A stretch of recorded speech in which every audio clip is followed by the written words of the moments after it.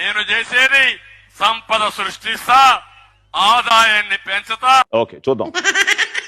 Cut చేస్తే కుర్చీ ఎక్కిన దగ్గర నుంచి ప్రతి నెల అప్పులతోనే ఖాతా తెరుస్తున్నారు. 2024 జూన్లో 6,000 కోట్లు, జూలైలో 10,000 కోట్లు, ఆగస్టులో 3,000 కోట్లు, సెప్టెంబర్లో 4,000 కోట్లు, అక్టోబర్లో 6,000 కోట్లు, నవంబర్లో 4,000 కోట్లు, డిసెంబర్లో 9,237 కోట్లు, ఏడాది ఫిబ్రవరిలో 6,000 కోట్లు, మార్చి 4న 3,600 కోట్లు, మార్చి 24న మరో 4,548 కోట్లు, ఏప్రిల్లో 5,750 కోట్లు, తాజాగా మే 6వ తేదీన 6,822 కోట్లు అప్పు చేసింది. 2024 జూన్ 28న పౌర సరఫరాల సంస్థ పేరుతో 2,000 కోట్లు, డిసెంబర్ 20న మార్క్ ఫెడ్ ద్వారా 6,700 కోట్లు, ఏపీఐఏసీ ద్వారా 1000 కోట్లు, ఏపీఎండీసీ ద్వారా 9,000 కోట్లు, ఏపీ పవర్ ఫైనాన్స్ కార్పొరేషన్ ద్వారా 710 కోట్లు అప్పులు తీసుకొచ్చారు.